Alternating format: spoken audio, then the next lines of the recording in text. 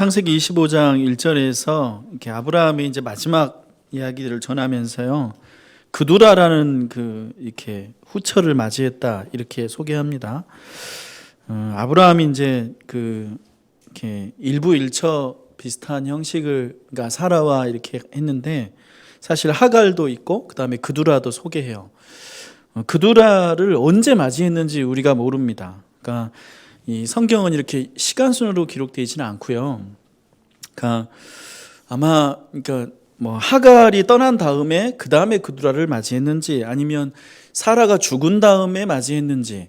근데 사라가 죽은 다음에 맞이했으면 약간 문제가 어떤 게 있냐면 사라가 죽을 때 아브라함이 138세 이렇게 되거든요. 근데 이 그두라가 그냥 이렇게 아내로 들어왔다기보다는 그 뒤로 아들을 6명을 더 낳아요. 그러니까 138세 노인이 아들 6명을 이렇게 쫙 낳을 정도면 너무 조금 무리다 이런 생각이 들어서 아마 이삭 낳을 때가 100세였고 그 다음에 이삭을 제물로 바칠 때까지는 아마 없었을 거라고 생각을 하고 다른 아들들이 그래서 대개 나이가 120세 정도의 그두라가 들어와서 그 뒤로 6 아들을 더 낳지 않았나 이렇게 생각합니다.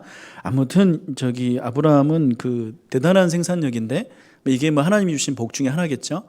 근데 이게 여기에 이제 약간 우리 생각에 뭐가 좀 어려움이 있냐면요. 아브라함이 그두라를 이렇게 아내로 맞았는지 후처로 맞았는지 잘 모르겠어요, 사실. 왜냐하면 성경 자체가 헷갈립니다. 그러니까 성경이 우리 25장 1절에서는 이제 우리말 번역으로는 후처라고 돼 있지만 히브리어에는 아내라고 돼 있습니다. 이샤라고 돼 있고요. 그 다음에 6절을 보면 6절에 우리말 번역에 자기 서자들이라고 돼 있는데 서자라는 단어는 없고 여기 히브리어에는 첩들의 자식들로 돼 있습니다. 근데 여기서 이제 첩들의 자식들이 아마도 그두라가 낳은 6 아들, 그 다음에 하갈이 낳은 이스마엘 이 7명을 가리킬 거라고 우리가 생각합니다. 그러니까 성경에서 1절에서는 아내라고 하고 히브리어로 그리고 6절에서는 첩이라고 하고 그 다음에 또 역대상 1장에 보면 이제 아브라함의 족보가 다시 나오는데 역대지상 1장 32절에서는 다시 성경에서 첩이라고 씁니다. 이제 그두라를 소개할 때요. 우리말로는 소실로 돼 있고요. 근데 어쨌든 이런 번역을 볼 때 성경이 그두라의 위치 자체를 약간 모호하게 갖고 있고 아마 그 의도는 실제 그두라가 이렇게 아내로 들어왔는가 첩으로 들어왔는가의 문제보다는 성경에서 관심을 갖는 게 약속의 자손 유일하게 이삭밖에 없기 때문에 다른 아브라함의 아들들하고 관계에 대해서 어떤 일정한 신앙적인 선을 그으려고 성경이 이제 여기에 자꾸 정실의 소생이 아니라는 그런 이해들을 여기다 넣으려고 하는 것 같아요. 어쨌든 근데 여기서 우리가 조금 고민할 게 뭐냐면 하나님이 아브라함을 통해서 번성하는 후손의 약속을 주셨잖아요. 그런데 이제 우리가 물리적으로 볼 때 아브라함이 먼저는 이제 자세한 얘기를 통해서 하갈에게서 이스마엘 하나 낳았어요. 근데 그건 일단 약속의 자손이 아니라고 해서 내보냈고 그 다음에 이삭이라는 아들을 100세에 낳았는데 그런데 왜 아브라함이 그두라를 또 들여서 아들을 낳았을까 문제예요. 이걸 우리가 볼 때 아브라함의 불신앙인가? 그러니까 하나님은 분명히 이삭이라는 아들을 주셨는데 그 아들 하나로 아브라함은 불만족했는가? 그래서 이제 어쨌든 약속의 자손은 사라와 사이에 얻었으니까 이 약속의 자손을 사라와의 관계에서만 주신다고 했잖아요. 그래서 얻었으니까 그 다음에 아브라함이 또 이전에 했던 대로 뭔가 자기 나름대로 또 어떤 방식을 취해서 그두라라는 다른 여성에게서 계속 아들을 낳는 그런 노력을 하는 게 이게 아브라함의 불신앙인가? 아니면 우리가 꼭 불신앙까지 볼 필요는 없고 이제 약속은 이삭과 이스마엘과의 긴장 관계는 끝났으니까 이삭으로 정해졌으니까 이제 하나님의 약속은 확정이 돼 있으니까 여기에서 아브라함이 어떤 일종의 자유함 같은 거를 누린 거라고 봐야 되는가? 우리가 이런 고민이 좀 있어요. 이 장면에서. 이거는 근데 뭐 어떤 답이 나오는 건 아니고요. 그러니까 여러분이 이거를 보실 때 그건 여러분이 이해하시기 나름인 것 같아요. 근데 이제 성경의 입장은 그렇다고 아브라함이 그두라를 택해서 6 아들을 더 낳은 거 불신앙으로까지 보진 않습니다. 이건 어떤 면에서는 그냥 하나님이 주신 약속이 이삭을 통해 이루어졌기 때문에 그 다음에는 아브라함이 자기의 어떤 자유를 누리고 그다음에 하나님이 주신 어떤 후손의 축복을 이제 이삭을 통한 후손의 축복을 믿으면서 달리 자신이 이렇게 다른 아들들을 많이 낳는 어떤 가시적인 복 이런 것들이라고 이해할 수도 있습니다. 아무튼 이건 여러분들이 이제 가지실 그런 방법 중에 그런 선택 중에 하나라고 할 수 있어요. 그리고 여기서 이제 우리가 하나 바로잡을 게 이게 항상 이거 할 때마다 우리 옛날 우리 동요 찬양 얘기하게 되는데 우리 어렸을 때 주일학교 다닐 때 아브라함에 대해서 부른 찬양 있잖아요. 믿음의 조상 아브라함은 몇 명의 아들을 낳아요? 7명의 아들이 있었는데요. 그 중에 하나 어떻게 해요? 키가 크고 나머지는 작다고 우리 찬양했잖아요. 근데 여러분 믿음의 조상 아브라함 7명의 아들 낳지 않고 이스마엘 하나 있고 이삭 하나 있고 그다음 그두라에서 몇 명 낳았어요? 6명 낳았으니까 아들 몇 명인가요? 8명의 아들이에요. 그러니까 이게 그때 그 찬양 도대체 누가 7명이라고 지어가지고 우리한테 계속 잘못된 요즘 우리 아동부도 그 찬양 부르나요? 안 부르나요? 예, 만약에 부르시게 되면 8명으로 바꿔주세요. 그리고 그 중에 하나 키가 크다고 하지 마시고 그냥 키 얘기는 말고 그냥 이렇게 그냥 다른 말로 이렇게 예쁘게 해주세요. 그러니까 하여튼 그 찬양들이 있는데 아브라함은 전체적으로 8명 아들을 가졌고요.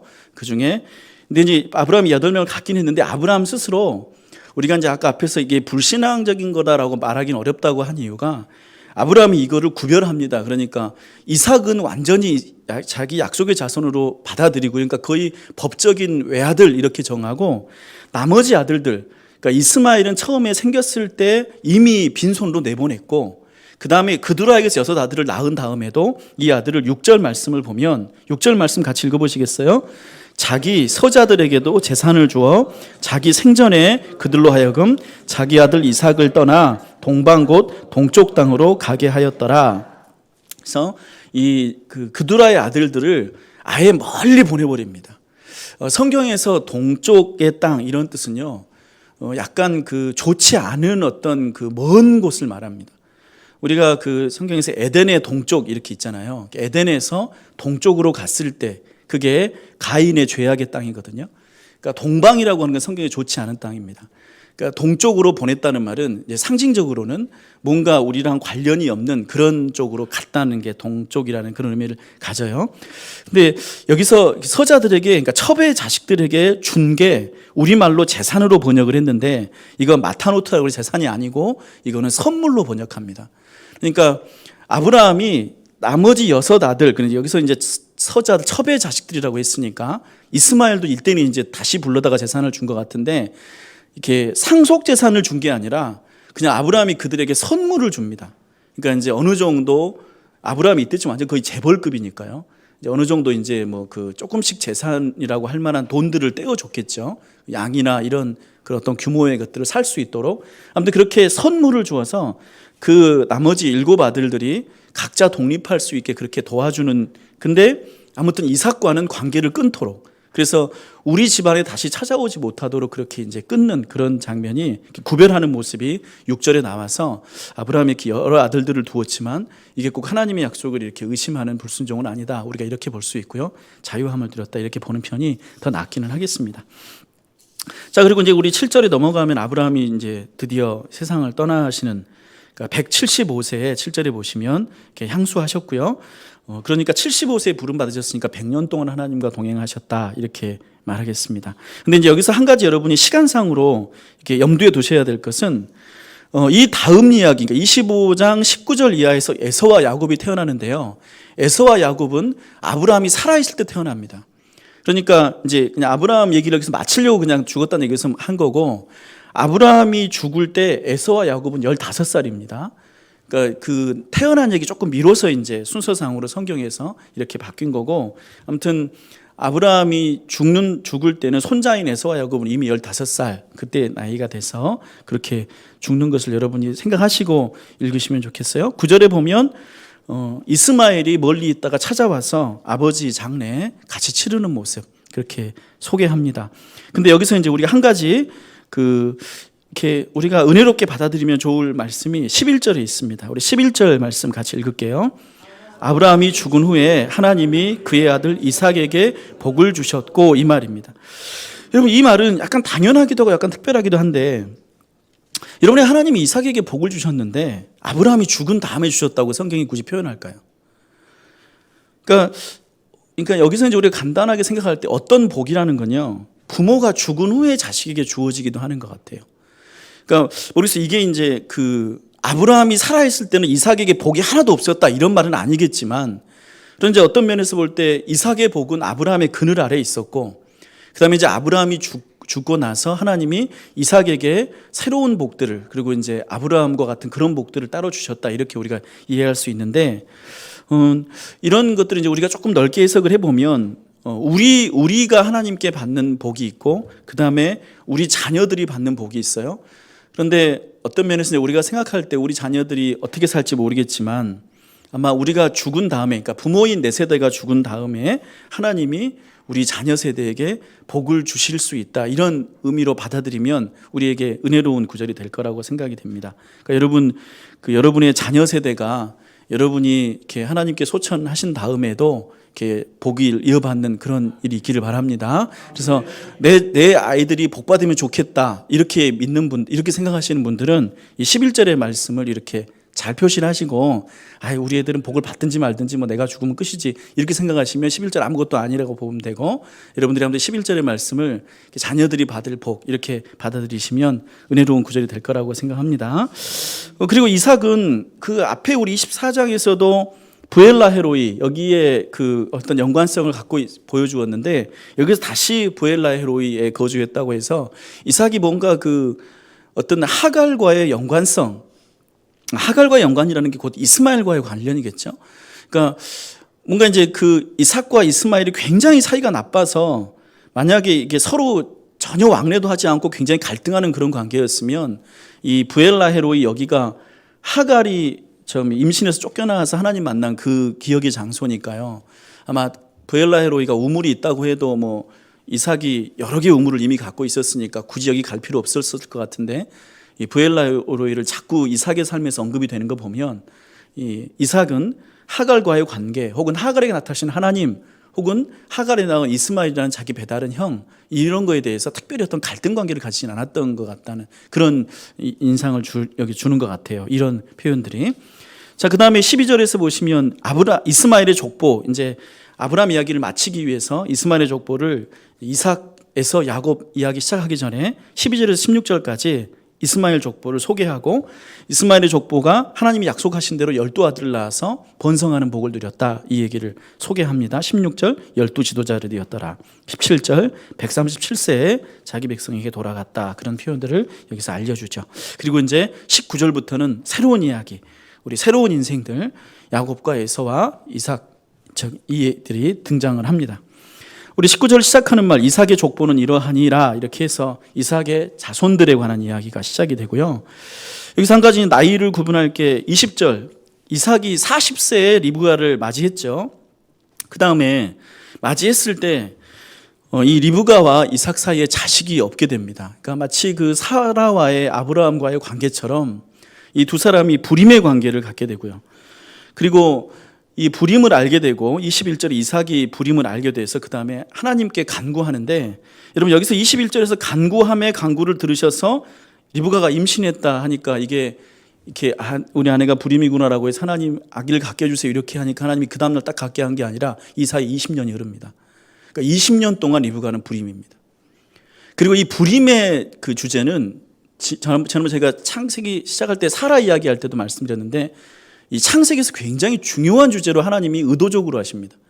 그러니까 처음에 하나님이 자기 약속의 자손을 택하실 때 이미 불임이었던 사라를 택하셔서 부르셨고, 그래서 25년 동안 아이들 못 낳게 하죠. 못 낳았죠. 75세 때 불러서 100세 때, 그리고 이제 65세 때 불러서 90세 때 아들을 처음 낳았으니까요. 그러니까 믿음의 조상이 불임의 세대, 그 다음에 그 다음 세대인 이삭의 아내 리브가도 역시 불임의 세대입니다. 그러면 그 다음에 야곱의 아내 라헬은 어떤가? 라헬도 불임의 세대입니다. 그래서 이 창세기에 나오는 족장들은 전부 다 불임의 부부들입니다. 그리고 이것은 하나님이 굉장히 의도적으로 가져가시는 일들입니다. 그러니까 하나님이 그 구원이라는 것이 이 죽어가는 세상에 생명을 주는 것이다라는 이미지를 어떻게 가르쳐 주시냐면, 인간적으로 자연적으로 아이를 낳을 수 없는 여성들을 택하셔서 그 여성들에게 자기들의 힘으로는 아이를 낳을 수 없지만, 그러나 하나님이 그들의 태를 여셨을 때 그들이 자손을 낳았다는 것을 반복적으로 아브라함과 이삭과 야곱에게 반복적으로 이 3대에 걸쳐 보여주시면서 구원이라는 것은 불임의 세대에 생명을 주는 것이다라는 메시지를 분명하게 전달하는 게 이 리브가의 불임에서도 우리가 만날 수 있는 사실이죠. 그렇게 해서 20년간 기도한 다음에 이렇게 아이를 낳게 됐는데 22절 우리 같이 읽습니다. 그 아들들이 그의 태 속에서 서로 싸우는지라 그가 이르되 이럴 경우에는 내가 어찌할꼬 하고 가서 여호와께 묻자온대. 자, 여기서 성경의 원초적인 두 번째 주제가 등장을 합니다. 창세기는 굉장히 그 원리적인 내용들을 많이 이제 족장들의 그 개별적인 삶을 다루면서도 성경의 중요한 원리들을 그들의 삶을 통해 보여주는데, 우리 첫 번째 주제가 불임의 주제라고 했다면 두 번째 주제가 형제 간의 갈등입니다. 여기서 그 아들들이 태 속에서 서로 싸우는지라, 이 형제 간의 싸움은 성경에서 가인과 아벨의 싸움에 처음 시작을 했죠. 그 다음에 셈과 함과 야벳, 노아의 아들들도 서로 싸웁니다. 그래서 나중에 이제 함이 가나안 자손에게 이렇게 저주받는 그런 이야기, 그러니까 형제들 간의 사이가 좋지 않은 그런 모습들 성경이 보여주고요. 그리고 이스마엘과 이삭도 서로 갈등하는 모습 초창기에 등장을 했었고, 그리고 여기서 에서와 야곱의 태중에서의 싸움, 그리고 나중에 야곱의 12아들들의 서로 싸움, 야곱의 12아들들이 요셉을 팔고 이런 것들을 보여주잖아요. 그러니까 그런 싸움. 그래서 성경 전체에서 반복되는 두 번째 공통 주제는 형제 갈등입니다. 그러니까 사람이 가장 가까운 사이에서 서로 다투고 싸운다는 사실, 그것이 타락한 인생의 죄라는 사실.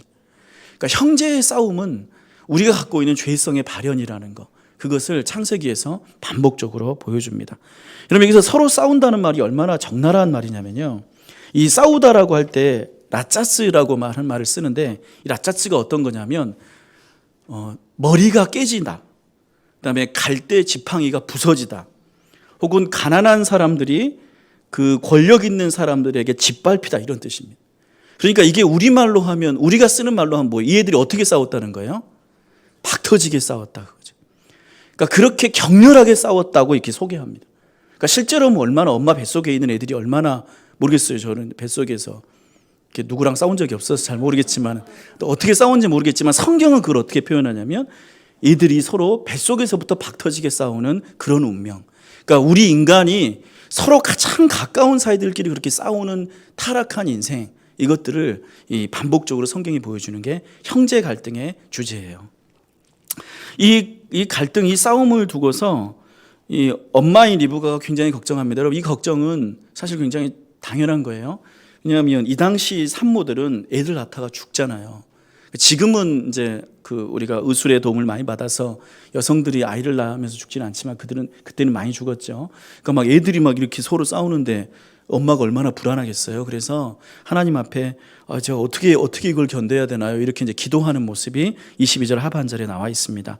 가서 여호와께 묻자온대. 근데 저는 이 물음, 그다음에 23절에 들은 이야기, 23절에 들은 이 응답은 어떻게 해야 되나 이런 응답이 아니었고, 그 두 쌍둥이에 대한 그런 이야기였는데, 여러분, 이 기도하고 하나님한테 가서 자기가 임신한 아이에 대해서 기도하고 또 그들의 어떤 앞으로의 삶에 대해서 이야기를 듣고, 이런 장면들이 저는 굉장히 귀하게 보여요. 임신한 아기의 미래를 궁금해하면서 하나님께 기도하는 엄마의 모습, 이런 거 요즘에는 좀 찾아보기 어렵잖아요. 옛날의 부모님들은 이렇게 자기가 이렇게 태중에 가진 아이에 대해서 굉장히 궁금해했습니다.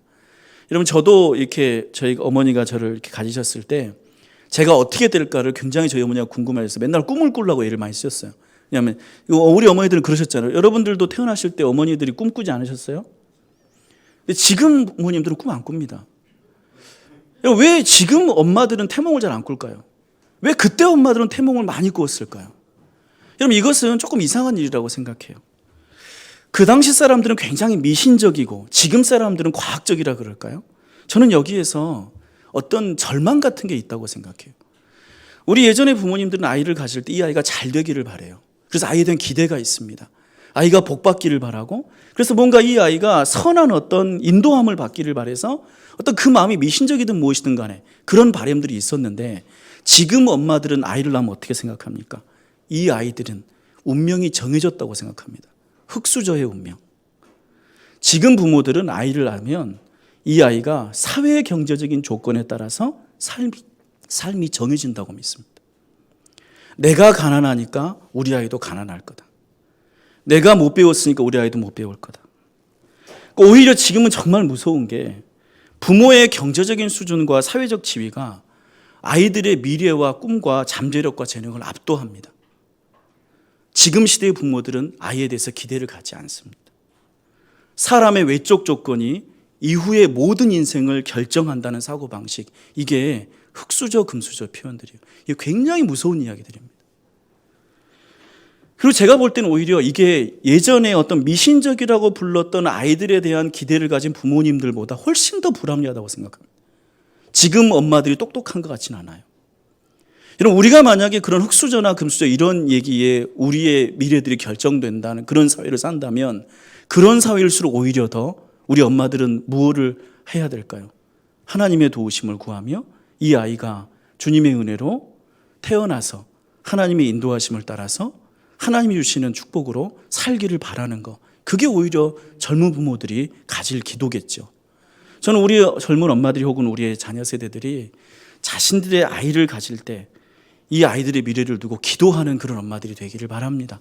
오히려 우리 사회 외적 조건이 그렇게 험악하고 우리 아이들의 장래를 결정한다고 그렇게 믿을 때, 그럴 때야말로 오히려 미신적인 게 아니라 주님의 도우심을 구하며 우리 아이들을 주님께서 축복해 주시기를 바라는 그런 믿음을 갖는 게 더 건강하고, 또 그것이 이 사회의 불평등과 불합리를 이겨낼 수 있는 주님의 도우심이고 우리의 기도라고 할 수 있겠죠. 23절에서 이런 말씀 듣습니다. 우리 23절 말씀 같이 읽으시죠. 여호와께서 그에게 이르시되 두 국민이 내 태중에 있구나. 두 민족이 내 복중에서부터 나누이리라. 이 족속이 저 족속보다 강하겠고 큰 자가 어린 자를 섬기리라. 여러분, 이 말씀을 읽는 사람들이 이게 무슨 그 어떤 불공평한 운명론에 대한 얘기라고 오해하는 분들이 계세요. 여러분, 여기서 큰 자가 어린 자를 섬긴다고 하나님이 말씀하시니까 이 태어날 두 사람의 운명을 하나님이 부당하게 결정하는 것인가요? 여러분, 그럼 이거 만약에 반대로 얘기해서 어린 자가 큰 자를 섬기면 그거는 공평합니까?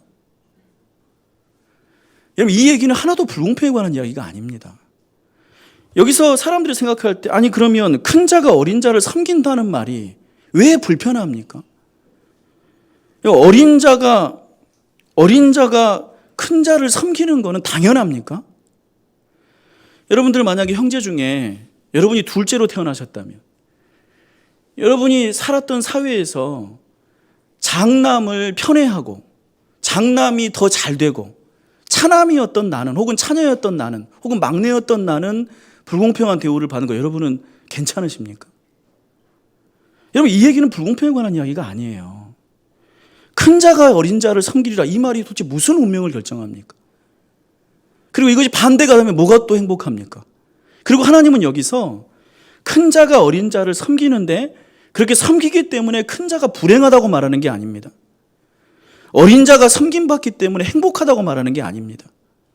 우리 세상 살이에는 누구나 다 섬기는 자들이 있고 섬김받는 자들이 있습니다. 우리는 사회를 이루어 살잖아요. 그러면은 우리가 꼭 이렇게 섬김받는 자라면 내가 굉장히 행복하고, 내가 어떤 걸 섬기는 그런 일을 하면 내가 불행합니까? 그러지 않아요. 그러니까 여러분, 이 말은 이상한 편견들이 들어가 있어요. 하나님 지금 그 얘기를 하시려는 게 아니에요. 인생의 이치 중에, 우리 삶을 살아가는 이치 중에 사실은 많은 사람들이 어린 자가 큰 자를 섬기는 게 보통의 인생이나, 그러나 이들의 인생에서는 큰 자가 어린 자를 섬기는 일이 벌어질 거라는 이야기이고, 이 얘기는 역전의 이야기이고 또한 새로운 기회에 관한 이야기이고, 그리고 이렇게 된다고 해서 큰 자가 반드시 불행하거나 어린 자가 반드시 행복하다나 그런 결정론이 아니에요. 그리고 더 놀라운 거는, 여러분, 이 얘기는 축복에 관한 이야기인데 이 두 아이가 어떻게 된다고 말씀하시는 거예요? 두 국민이 되리라, 두 민족이 되리라. 이게 얼마나 좋은 말입니까? 이제 네가 갖게 될 이 아이들은 짜잔한 그냥 먼지 같은 그런 인생들이 아니라 여기에서 두 국민이 태어날 것이다, 두 민족이 태어날 것이다. 여러분, 이 말이 이 엄마에게 얼마나 큰 축복이 될까요?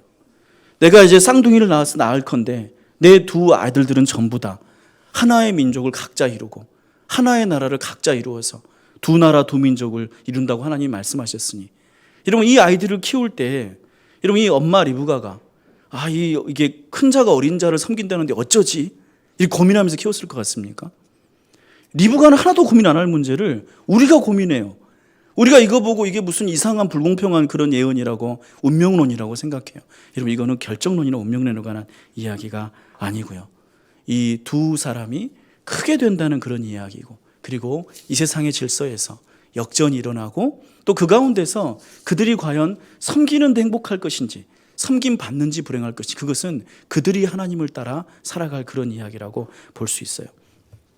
여러분 우리 에서 야곱 이야기가 굉장히 성경에서 독특한데요.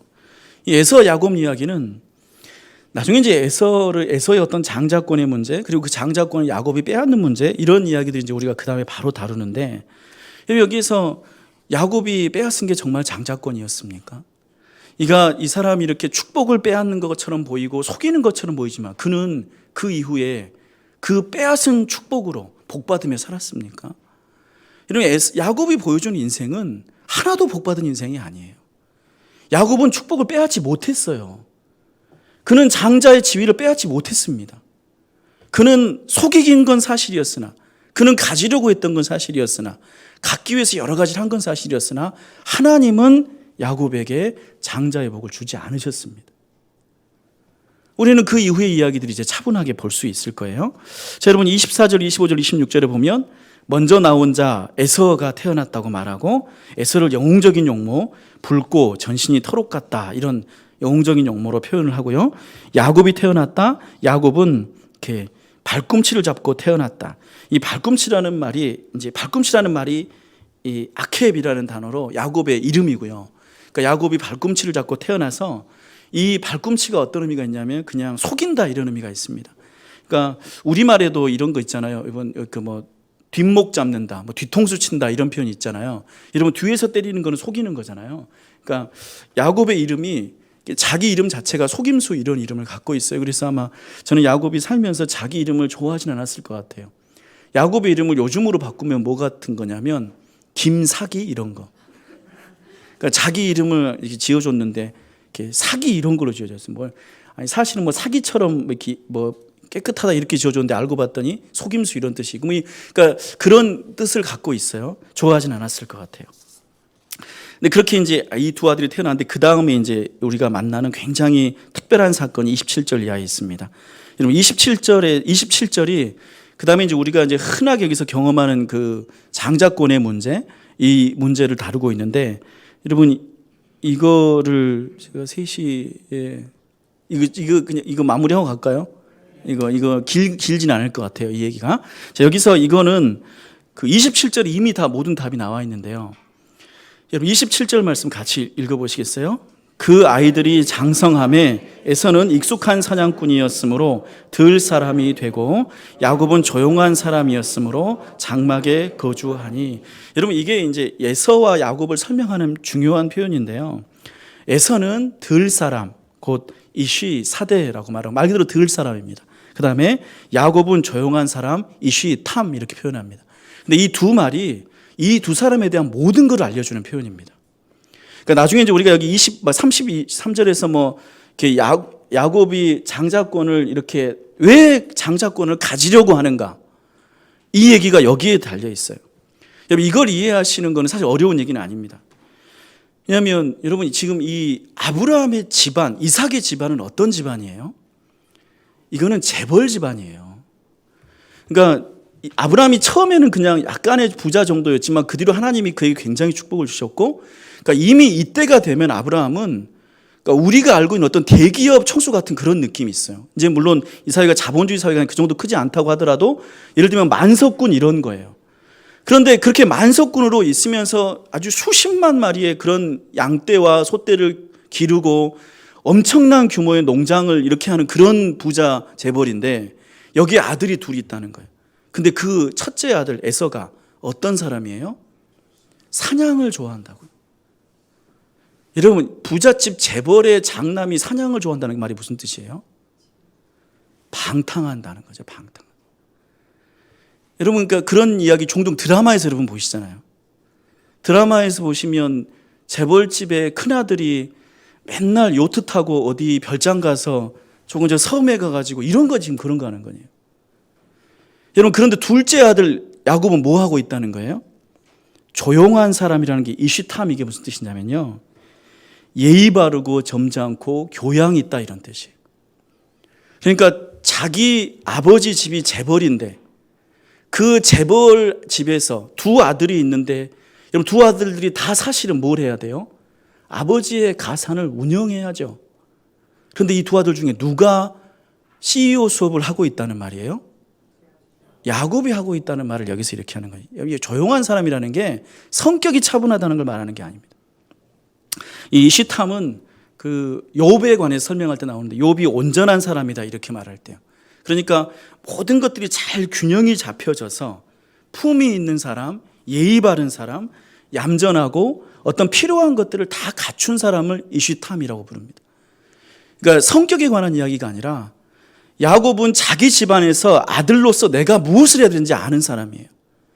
아버지의 가산을 이어받기 위해서 우리 이렇게 가축들은 어떻게 길러야 되는지, 농사는 어떻게 해야 되는지, 일꾼들은 어떻게 감독해야 되는지, 이런 거를 하나하나 하는 사람이 야곱이고, 에서는 뭐 하고 다녔다는 거예요?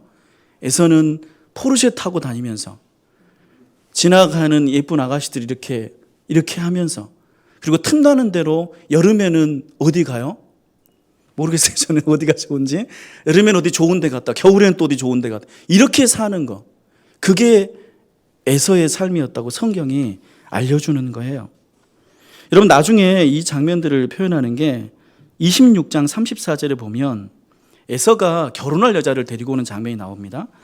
그럼 에서가 누굴 데려오냐면 26장 34절에서 해쪽 속 부엘의 딸 유디다고 해쪽 속 엘론의 딸 바스맛이라는 여자를 데리고 와서 부모님한테 얘들이 내 아내 될 사람들이라고 두 여자를 소개하는 장면이 나옵니다. 여러분, 이 말이 무슨 얘기입니까? 에서는 이미 결혼 전에 현지처들을 두고 살았던 거죠. 그래서 가나안 곳곳에 자기 마음에 드는 여자들을 데리고 있다가 나중에 이제 자기 데려와서 이 여자들 제가 마음에 드니까 결혼시켜 주세요, 이렇게 말하는 거예요. 에서의 삶이 그런 겁니다. 여러분, 그러니 야곱이 에서를 볼 때 우리 집안의 가산을, 우리 집안의 가업을 물려받을 장자의 자격이 있어요, 없어요? 없어요. 그런데 법은 어떻게 돼 있어요? 법은 장자가 그 몇 초 먼저 태어났다고 누가 장자예요? 법은 에서가 장자예요. 그래서 야곱은 자격 없는 형의 장자권을 뺏으려는 거예요. 그리고 그 자격 없는 형의 장자권은 욕심의 문제라기보다는 집안의 문제예요. 이 집안의 건사를 위해서, 이 집안을 지키기 위해서 형이 후사가 되면 안 돼요. 형은 우리 집안을 말아먹을 거예요. 여러분, 그게 리브가가 야곱을 사랑한 이유입니다. 여러분, 우리가 그 이삭이 에서를 좋아하고 리브가가 야곱을 좋아했다는 게 아빠는 큰아들 좋아하고 엄마는 둘째를 좋아하고 이런 얘기라기보다는, 이삭은 물론 에서를 좋아하는 이유가 있었을 것 같아요. 이삭은 굉장히 평범한 인물이었고 또 자기하고 다른 굉장히 그 남성적이고 영웅적이고 호탕한 그런 에서라는 장남을 좋아했을 수도 있어요. 그러니까 그런 편애가 보이는 건 사실인데, 리브가가 야곱을 좋아한 까닭은 그냥 아버지는 큰아들 좋아하니까 나는 불쌍한 둘째 좋아하지, 이게 아니라 리브가는 대개의 사모님들이 그러듯이, 재벌집 사모님들이 그러듯이 이 집안의 앞날을 결정하는 거예요. 이 집안은 누가 키워나가야 되냐면 이 착실한 둘째 아들 야곱이 키워나가야죠. 그래서 리브가는 야곱을 사랑해요. 그리고 리브가가 이것 때문에 이 상속권 싸움, 그러니까 이 아버지가 진짜 장자의 축복을 주려고 할 때 그때 야곱을 부추겨서 네가 형인 척하고 축복을 받아, 이렇게 말하는 이유가 그냥 단지 둘째 아들을 편애한 게 아니라 우리 집안이 살려면 야곱이 장자가 되어야 한다, 이 생각이 이들에게 분명히 있었던 거죠. 그래서 이 야곱과 이 에서의 관계, 그 얘기들이 여기에 나옵니다. 29절에 그래서 결정적으로 어떤 하나의 사건을 소개하는데, 이런 사건이 사실 소개가 되든지 안 되든지 이미 이 집안에서의 어떤 승부는 정해져 있는 그런 상황이고, 여기서 단지 우리 에서가 얼마나 그 불합리한 사람인지를 보여주는 게 30절 말씀, 내가 피곤하니 그 붉은 것을 내가 먹게 하라, 이 말이요. 우리 성경에는 번역을 하지 않았는데 이 히브리어에는 여기서 에서가 말을 더듬는다고 표현합니다. 내가 지쳤으니 이 붉은 것을 좀 삼켜보자, 이렇게 번역을 할 수 있습니다. 그러니까 에서가 얼마나 이 식탐이 강한지 자기가 배고프니까 앞에 있는 이 죽을 앞을 두고 말을 제대로 못해요. 그래가지고 민 하돔 이렇게 2번 반복합니다. 떨어요. 먹고 싶어서. 물론 너무 배고파서. 그리고 여기서요, 사실은 여기서 야곱이 쏜 죽은 그냥 여기 이제 나중에 보면 팥죽이라고 돼 있잖아요. 근데 여기 29절에 보시면 팥죽이라고 안 돼 있어요. 그러니까 야곱이 죽을 썼어요. 그러니까 팥죽을 썼죠. 근데 에서는 그 죽이 어떤 죽이라고 생각을 했냐면 고기죽이라고 이게 왜 이런 설명을 하냐면 이 당시에 사냥꾼들이 먹는 죽하고 그다음에 일반 가정에서 먹는 죽이 달라요. 이게 이제 여러분들이 중동 같은 데 가시면 보통 사람들이 먹는 죽은 렌틸숲이라고 그래서 콩죽입니다. 그러니까 콩죽을 그냥 먹는데 사냥꾼들은 콩죽 먹고 힘이 안 나잖아요. 그래서 사냥꾼들은 고기죽을 먹어요. 그러니까 고기죽이 더 맛있고, 그러니까 우리로 말하면 굉장히 비싼 어떤 죽이죠. 여러분들이 저기 본죽 가시면 이렇게 고기 많이 들어있는 비싼 메뉴 그런 거 같은 건데, 그러니까 이 에서는 그게 고기죽인 줄 알고 달라고 그래요. 근데 나중에 이렇게 이제 장자권 어쩌고 해서 나중에 받았더니 뭐예요? 그게 팥죽이에요. 그러니까 콩죽, 렌틸숲이죠. 그러니까 후루룩 마시고 가버려요, 그냥. 그리고 나중에 이제 장자권 싸움 날 때 막 애통하다는 듯이 했던 말이 뭐예요? 이 야곱이 나를 속여서 팥죽을 주었다. 나중에 그렇게 말하거든요. 그게 자기는 고기죽인 줄 알았는데 콩죽 먹고 너무 진짜 실망했다, 이런 표현이죠. 아무튼 그런 성격들을 여기서 잘 보여주고 31절에 야곱이 이르되 형의 장자의 명분을 오늘 내게 팔라. 장자의 지위, 장자의 권리를 팔라고 말하죠. 형 자격이 없어. 내가 이 집안을 이끌고 갈 거야. 이런 표현들을 여기 있으니까 이 말은 우발적인 말이 아닙니다. 그러니까 형을 계속 지켜보면서 이 집의 장자는 내가 되어야 돼. 그리고 이제 그 얘기들을 여기서 표현하는 장면이 나오죠. 장자권은 부코라라는 말로 돼 있고요. 그리고 여기서 이제 제가 시간이 갔으니까 빨리 끝낼게요. 여기서 마지막에 이렇게 32절의 에서의 표현, 죽게 되었으니 장자의 명분이 뭐가 유익하겠냐, 이런 아주 경솔한 표현들, 그런 표현들 하고, 그리고 마지막에 34절에 성경에서 이렇게 말합니다. 34절 같이 읽으시죠. 야곱이 떡과 팥죽을 에서에게 주매 에서가 먹으며 마시고 일어나 갔으니 에서가 장자의 명분을 가볍게 여김이더라. 이게 성경의 시각이에요. 에서는 장자의 명분을 가볍게 여긴 사람이라. 그리고 이 장자의 명분을 가볍게 여겼다는 것은 팥죽 한 그릇에 팔았다는 뜻이 아니에요. 에서는 이 집안의 장자의 자격을 갖추지 못했다는 말이에요.